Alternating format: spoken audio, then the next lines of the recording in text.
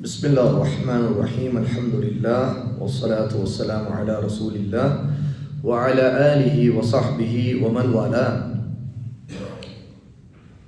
كتاب الأربعين في مذهب السلف சலஃபின் சஹாபாக்களுடைய பாதை குறித்த 40 நபிமொழிகளில் 11வது நபிமொழி.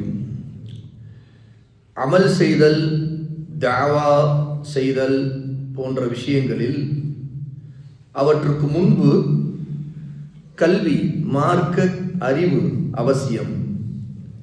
ஒருவர் அதற்குரிய அறிவில்லாமல், கல்வி இல்லாமல் அமல் செய்வார் என்றால் அவர் சீர்திருத்தத்தை விட சீரழிவைத்தான் அதிகப்படுத்துவார் என்கிற தலைப்பில் இந்த நபிமொழியை நாம் வாசிக்க இருக்கிறோம். அப்துல்லா இப்னு அம்ர் இப்னு அல்-ஆஸ் ரலியல்லாஹு தஆலா அன்ஹு قال அப்துல்லா இப்னு அம்ர் ரலியல்லாஹு அன்ஹு அல்லாஹ்வுடைய நபி ஸல்லல்லாஹு அலைஹி வஸல்லம் சொன்னதாக சொல்கிறார்கள். قال سمعت رسول الله صلى الله عليه وسلم يقول அல்லாஹ்வின் தூதர் சொல்ல நான் கேட்டிருக்கிறேன். இன்னல்லாஹ லா யக்பிதுல் இல்ம இன்தஸஅன் யன்தஸிஉஹு மினல் இபாத் வலக்கின் யக்பிதுல் இல்ம பிகப்தில் உலமா ஹத்தா இதா லம் யுப்கி ஆலிமன் இத்தஹத الناس رؤوسا جهالا فسئلوا فأفتوا بغير علم فضلوا فأضلوا رواه البخاري ومسلم. நிச்சயமாக அல்லாஹ் மார்க்க அறிவை, கல்வியை தன்னுடைய அடியார்களிடமிருந்து ஒரே அடியாக பிடுங்கி எடுத்து விட மாட்டான். மாறாக அறிஞர்களின், உலமாக்களின் உயிரை கைப்பற்றுவதன் மூலம்தான் அவன் கல்வியை கைப்பற்றுவான். இறுதியில் ஒரு ஆலிம் கூட மிஞ்சாத அளவுக்கு போகும்போது மக்கள் அறிவற்றவர்களை, ஜாகில்களை தங்களுடைய தலைவர்களாக ஆக்கிக் கொள்வார்கள். அவர்களிடம் மார்க்கத்தின் தீர்ப்பு கேட்கப்படும். அப்போது அவர்கள் கல்வி அறிவு, இல்மு இல்லாமலேயே தீர்ப்பு வழங்குவார்கள். இதன் மூலமாக அவர்கள் தாங்களும் வழிதவறி போவார்கள், மற்றவர்களையும் வழிகெடுப்பார்கள். சஹீஹுல் புகாரியிலே 100வது ஹதீஸாக இந்த ஹதீஸ் இடம்பெறும்.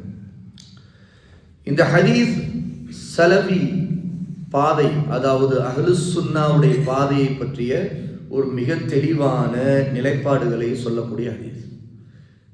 அந்த பாதையை விட்டு வழிதவறக்கூடியவர்கள் எதன் காரணமாக வழிதவறுவார்கள் என்பதையும் சொல்கிறது. உலமாக்களை சார்ந்திருப்பது, மார்க்க விஷயங்கள் எதுவாயிருந்தாலும் ஆதாரங்களின் அடிப்படையில் அவர்களிடமிருந்து தீர்ப்பை கேட்டு அறிந்து கொள்வதுதான் அஸ்ஸலஃபியா. அதாவது சஹாபாக்கள் போன, முன் சென்ற நல்லோர்கள் போன, ரசூலுல்லாஹ்விடமிருந்து மார்க்கத்தை கற்றுக்கொண்டவர்கள் போன சரியான பாதை. எப்போது இந்த பாதையிலிருந்து மக்கள் வழிதவறுகிறார்கள் என்றால் அவர்கள் உலமாக்குடைய மரணத்தால் வழிதவறுவார்கள். 2 விஷயங்கள். ஒன்று, உலமாக்களிடம் அவர்கள் போகவில்லை. ஆக உலமாக்களிடம் போகாமல் அவர்கள் தங்களுக்கு தாங்களே அல்லது தங்களிடம் இருக்கக்கூடிய இல்மு இல்லாத மக்களிடம் மார்க்க சட்டங்களை கேட்டு, மார்க்க அறிவை கேட்டு வழிகெடுவது. இன்னொன்று, உலமாக்களுடைய மரணம், அதன் காரணமாக உலமாக்களை இவர்கள் அடைய முடியாமலே ஆகிவிடுவது. அல்லாஹ் தஆலா இல்மை இந்த பூமியிலிருந்து எடுப்பான். ஆனால் எடுக்கிறது எப்படி? ஒரே அடியாக இல்மை அல்லாஹ் தூக்குவதில்லை.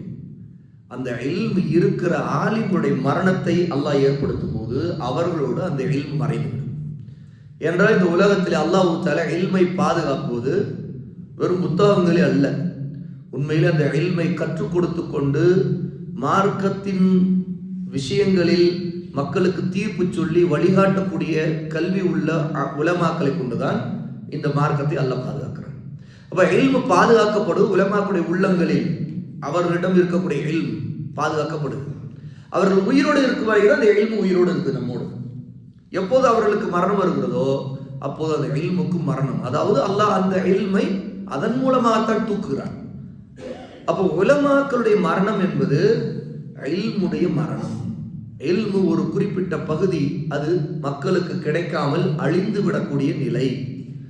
அப்போ நாம் அஹ்லுஸ் சுன்னா உலமாக்களுடைய மகத்துவத்தை இந்த ஹதீஸின் மூலம் அறிவது மட்டுமல்ல, நேற்று நாம் பார்த்த ஹதீஸின் மூலமாக மட்டுமல்ல, உலமாக்களிடம் இருக்கக்கூடிய இல்மு நமக்கு கிடைக்காமல் போகிற நிலை எப்படிப்பட்ட நிலையை அது ஏற்படுத்தும் என்பது மிக முக்கியமாக இந்த ஹதீஸிலே சொல்லப்படுவது. இல்மை நாம் கிடைக்காத அளவுக்கு, நாம் பெற முடியாத அளவுக்கு உலமாக்கள் இல்லாத போது மக்கள் என்ன நிலைக்கு ஆளாகுவார்கள்? அதுதான் அவர்கள் தங்களில் இருக்கக்கூடிய மூடர்களிலேயே தலைவர்களாக யார் இருக்கிறார்களோ அவர்களை எடுத்துக்கொள்வார்கள். அப்ப மூடர்கள் யார்? ஜாகில்கள், அவர்களுக்கு இல்மில்லாதவர்கள். மார்க்க விஷயங்களில் சரியான கல்வியை, அறிவை கற்றுக் கொடுக்க அவர்களுக்கு கல்வி இருக்காது. ஆனால் அவர்கள் தலைவர்களாக ஆக்கப்படுவார்கள். அந்த தலைவர்கள் நம்மோடு இருப்பார்கள். மனிதர்கள் என்ன செய்வார்கள்? அந்த தலைவர்கள் மீது இருக்கக்கூடிய விசுவாசம் அல்லது மதிப்பு, மரியாதைக்காக மார்க்க விஷயங்களில் கூட அவர்களிடம் ஃபத்வா கேட்பார்கள், அவர்களிடம் சட்டம் கேட்பார்கள். இந்த விஷயத்தில் என்ன நிலைப்பாடு எடுக்க வேண்டும், இந்த பிரச்சனையை எப்படி அணுக வேண்டும், இதுல என்ன அல்லாஹ் சொல்லியிருக்கிறார், நபி சொல்லியிருக்கிறார்கள், இதை எங்களுக்கு சொல்லுங்கள் என்று தகுதி இல்லாதவரிடம் மார்க்கத்தை கேட்கும் பொழுது அவர்களுடைய மனையை செப்படி இல்மு இல்லாதவர்கள் என்ன செய்வார்கள்? அவர்கள் என்ன அறிந்திருக்கிறார் அதுதானே அவர்களை பொறுத்தவரைக்கும் இல்மு. ஆகவே அதன் அடிப்படையில் அவர்கள் மக்களுக்கு தீர்ப்பு சொல்வார்கள். இந்த தீர்ப்பின் காரணமாக அவர்களும் வழிகட்டு போவார்கள், அதே மாதிரி மக்களையும் வழிகெடுப்பார்கள். ஆகவேதான் நம்முடைய நேர்வழி என்பது சரியான அஹ்லுஸ் சுன்னா, சுன்னாவை பின்பற்றக்கூடிய உலமாக்களின் பக்கம் சார்ந்திருப்பது, அவர்களிடமிருந்து பயனடைவது, மார்க்க சட்டங்களை அவர்களிடம் இருக்கிற மூத்தவர்களிடம் கேட்டுக்கொள்வது. இதன் மூலமாகத்தான் நேர்வழிக்கான ஸ்திரத்தன்மை இருக்கும், பாதுகாப்பு இருக்கும். இல்லை என்றால் குழப்பத்தில் விழுந்து விடுவோம். பாருங்கள், இன்று சமூக வலைத்தளத்தில் பேசப்படுகிற விஷயங்கள், பொதுவாக பல மேடைகளில் பேசப்படுகிற விஷயங்கள், பேசுகிறவர்கள் யார், அவர்களுக்கு என்ன கல்வியின் தகுதி இருக்கிறது, அவர்கள் என்ன ஆதாரங்களை கொண்டு பேசுகிறார் என்று பார்த்தால் தெரியும். நமக்கு ஆச்சரியமா இருக்கும். அவர்கள் தங்களுடைய வாதங்கள், லாஜிக்குகள், அவர்களுடைய சிந்தனைகள், அவர்களுக்கு இருக்கிற நியாயங்கள், இதையெல்லாம் அளவுகோலாக வைத்துத்தான் மக்களுக்கு வழிகாட்டுவார்கள். இது சரி, அது தவறு.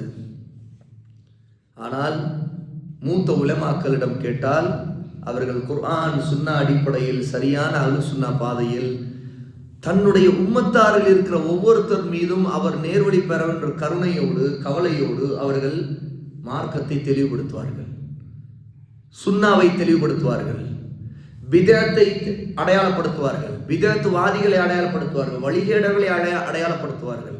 அதன் மூலமாக மக்களுக்கு தெளிவான குழப்பமற்ற பாதையை காட்டுவார்கள். ஆகவேதான் நாம் எப்போதுமே இதை சொல்லுகிறோம். உங்களுடைய மார்க்க விஷயங்களில் முதலில் நீங்கள் யாரிடம் மார்க்கம் எடுக்கிறீர்கள் என்பதை கவனியுங்கள், அவர்களுடைய தகுதியை பாருங்கள். உலக விஷயத்தில் எவ்வளவு தகுதியை பார்க்கிறோம். ஒருவர் ஒரு நோய்க்கு ஒரு டாக்டரிடம் போக வேண்டும் என்ற நிலை வந்தால் எந்த டாக்டரிடம் போக வேண்டும் முடிவு செய்கிறார். அவர் முடிவு செய்வது அந்த நேரத்தில் எந்த டாக்டர் எனக்கு பிடிக்கிறது என்று முடிவு செய்வதில்லை. அல்ல எந்த டாக்டர் வெள்ளையா இருக்காரு, கருப்பா இருக்காரு, அதை பார்த்து முடிவு செய்யறதில்லை.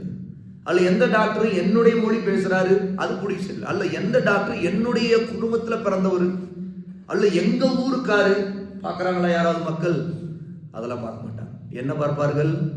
அவருடைய தகுதி என்ன, அந்த தகுதி உண்மையா இல்லையா, மக்கள் என்ன அவரை பற்றி சொல்லுகிறார்கள், அல்லது மற்ற டாக்டர்கள் அவரை பரிந்துரைப்பார்களா, அவர் என்ன படித்திருக்கிறார், அந்த துறையில் அவருக்கு நிபுணத்துவம் இருக்குதா, பார்க்கிறார்களா இல்லையா ஒரு மருத்துவம். அப்புறம் தான் அந்த டாக்டர்கிட்ட போய் தன் நோயை பற்றி அவர் சொல்லுவார். பிறகு அவர் கொடுக்கிற மருந்தை நம்புவார். இந்த மாதிரி எல்லா விஷயங்களுக்கும் உதாரணம் எடுக்க முடியும். சாப்பிட்னா கூட ஹோட்டலா, எந்த ஹோட்டல்ல நல்லா சாப்பாடு இருக்கும், டேஸ்ட் எங்க நல்லா இருக்கு, அப்போ அந்த ஹோட்டல்ல தான் அங்க இருக்கிற செஃப் அல்ல குக்கு அவர் நல்லா சமைக்கிறார். அப்போ அவருக்கு அந்த நிபுணத்துவம் இருக்குது, அந்த தொழிலில் அந்த உணவை சமைக்கிறதுல அவர் நல்ல டேஸ்டா செய்வாருன்னு தெரியுது மக்களுக்கு. அப்போ அவர்கிட்ட தான் போய் அந்த ஹோட்டலில் சாப்பிட்டா நல்லா இருக்கும், அவங்க நல்லா தரமாக செய்வாங்க, சுத்தமாக செய்வாங்க. பாருங்கள், உலக விஷயங்கள் எல்லாத்திலும் நாம் இந்த தரத்தை, தகுதியை பார்த்து எடுப்போம். ஆனால் மார்க்க விஷயம் என்று வந்தால் மட்டும் என்ன ஆகுது? யார் சொன்னாலும் மார்க்கம், நமக்கு பிடிச்ச மாதிரி இருந்தால் அது மார்க்கம், நமக்கு வெறுக்கிற மாதிரி இருந்தால் அது மார்க்கம் இல்லை. இதுதான் அளவுகோல் மக்களுக்கு. அதுல நமக்கு அவர் யார் என்றே தெரியாவிட்டாலும் பேஸ்புக்ல இன்ஸ்டாகிராம்ல யாராவது ஒருத்தர் ஏதோ ஒன்று பேசினா அது நம்ம கண்ணோட்டத்துக்கு சரின்னு பட்டுச்சுன்னா உடனே அது சரி. ஆனா நம்ம கண்ணோட்டத்துக்கு சரின்னு பட்டாலும் உண்மையில் அது குர்ஆன் சுன்னா அடிப்படையில் பார்த்தா அது மிகவும் வழிகேடான தப்பான ஒரு வார்த்தை, கருத்து, அது மார்க்கத்துக்கு முரணானது, இது சுன்னாவின் பாதை அல்ல அப்படின்னு அவர்களுக்கு சொல்லி தர்றதுக்கு ஒரு ஆலிம், ஒரு கல்வி உள்ளவங்க அந்த இடத்துல தப்புன்னு சுட்டி காட்டினா மக்களுடைய மனநிலை என்னன்னு கேட்டா, இவங்க இதுக்காக தான் சொல்றாங்க, அதுக்காக தான் சொல்றாங்க, அவங்களுக்கு நோக்கம் அது வேற இது வேற. இதுதான் மக்கள் உள்நோக்கத்தை கற்பிக்கிறது மட்டும்தான் முந்திக்கொண்டு. ஏன்னா அவர்களுக்கு பிடிக்கல, அவர்களுக்கு பிடிக்காத ஒரு கருத்துனா அந்த கருத்தை சொல்லுகிறவருடைய தகுதி அவர்கள் எப்படி முடிவு செய்கிறார்கள்? அவர்கள் தங்களை சாராத வேறொரு கொள்கையை சார்ந்தவர், அவ்வளவுதான். அதுல கொள்கை, குர்ஆன் சொன்ன ஆதாரம், அதை பத்தி எந்த அடிப்படையும் அவர்களுக்கு தெரியாது. இதுதான் மிகப்பெரிய கவலைக்குரிய விஷயம். ஆகவேதான் ரசூலுல்லாஹ் இங்கே எச்சரிக்கை செய்கிறார்கள். அல்லாஹ் தஆலா தன்னுடைய அடியார்கள் நம்மிடமிருந்து இந்த பூமியில இல்மை ஒரே அடியாக எடுத்து விட மாட்டார். ஆனால் இல்முள்ள உலமாக்களுடைய மரணத்தை அவர்களை கைப்பற்றுவதன் மூலமாக, அதன் மூலமாக அந்த இல்மை எடுத்து விடுவான், கைப்பற்றி விடுவான். பிறகு அது இருக்காது மக்களுக்கு. சரி, இதனுடைய விளைவு என்ன ஆகும்? இல்மு இல்லையா, மக்கள் அந்த உலமாக்களை விட்டுட்டு தங்களில் இருக்கக்கூடிய ஜாகில்கள், அறியாதவர்கள், மூடர்கள், அவர்களிடம் போவார்கள். அது எப்படி போவார்கள்? எல்லாரையும் போக மாட்டாங்க. அந்த ஜாகிலே யார் தலைவனா இருக்கிறான் அவன்தான் ரூஸ், தலைவர்கள் என்று சொல்றாங்க. அந்த மூடர்களை தலைவர்களாக ஆக்கிக் கொள்வார்கள். அந்த தலைவர்களிடம் இவர்கள் என்ன செய்வார்கள்? அவர்களை நம்புவார்கள். எப்படின்னா இல்மு அவர்களிடம் இருக்கிறது, அவர்களுக்கு தகுதி இருக்கிறது, அவர்கள் சொல்லலாம் என்று நினைத்து இவர்கள் ஃபத்வா கேட்பார்கள். ஃபத்வா கேட்கும்போது அவர்களும் ஃபத்வா தருவார்களாம், இதுதான் சட்டம், இதுதான் தீர்ப்பு அப்படின்னு சொல்லுவாங்க. சொன்ன உடனே இதன் காரணமாக வழி எடுத்து விடுவார்கள். அவர்களும் வழிகட்டு மக்களை வழிகெடுத்து நாசமாக்கி விடுவார்கள் என்று சொல்றாங்க. ஆகவே நாம் எப்போதுமே நாம் எடுக்கக்கூடிய இல்ம் யாரிடமிருந்து எடுக்கிறோம், அவருடைய கொள்கை என்ன, அவர்கள் அஹ்லு சுன்னாவை கொள்கையில் உள்ளவரா, அவர் மூத்த கல்விமான்கள் உள்ளவரா என்பதையெல்லாம் பார்த்து, அல்லது ஒருத்தருடைய கல்வியில் குறைவுள்ளவர் இருந்தாலும் அவர் கல்விமான்கள் மூத்தவர்களிடமிருந்து கல்வியை எடுத்து சொல்கிறாரா, அல்லது தன்னுடைய சுய ஆய்வை சொல்லி மக்களை வழிகெடுக்கிறாரா, என்ன அடிப்படையை முன்வைக்கிறார், அவரை பற்றிய சரியான அவருடைய அக்கீதா என்ன, அவருடைய பாதை என்ன என்பதை எல்லாம் அறிந்துதான் சகோதரர்களே நாம் இல்மை எடுக்க வேண்டும். இல்லை என்றால் வழிகட்டு விடுவோம் என்கிற ஒரு மிகப்பெரிய எச்சரிக்கை இந்த ஹதீஸில் இருக்கிறது. ஏனென்றால் நம்முடைய எல்லா அமல்களும், நம்முடைய எல்லா தாவா அழைப்பு பணியும் இல்முக்கு அடிப்படையா இருக்கிறது. இல்மு இல்லாமல் அமல் செய்தால் வீணாகிவிடும், இல்மு இல்லாமல் தாவா செய்தாலும் பலரை வழிகெடுக்கக்கூடிய நிலை வந்துவிடும். ஆகவே நம்முடைய சீர்திருத்தம் முதலில் இல்மை சரியான இடத்தில் எடுத்து அதை அமல் செய்வது இருக்கிறது. இந்த இடத்தில் பிரச்சனை வந்தால் எல்லா அதற்கு பிறகு வரக்கூடிய விஷயங்களிலும் பிரச்சனையும் அழிவும் சீர்திருத்தம் இருக்காது, சீரழிவு மட்டுமே இருக்கும் என்கிற எச்சரிக்கை ரசூல் ஸல்லல்லாஹு அலைஹி வஸல்லம் இந்த ஹதீஸிலே சொல்லுகிறார்கள். ஆகவே அல்லாஹ் நம்மை பாதுகாப்பானாக, ஜாகில்களிடமிருந்து, வழிகேடர்களிடமிருந்து, பிதஅத்வாதிகளிடமிருந்து பாதுகாப்பானாக, அவர்களிடம் கல்வி எடுப்பதை விட்டு பாதுகாப்பானாக, அஹ்லு சுன்னாவுடைய மூத்த உலமாக்களிடம் கல்வி எடுக்கக்கூடிய நல்ல நிலையில் நேர்வழியில் இருக்கக்கூடியவர்களாக அல்லாஹ் நம் அனைவரையும் ஆக்குவானாக. வஆஹிரு தஅவானா அல்ஹம்துலில்லாஹி ரப்பில் ஆலமீன்.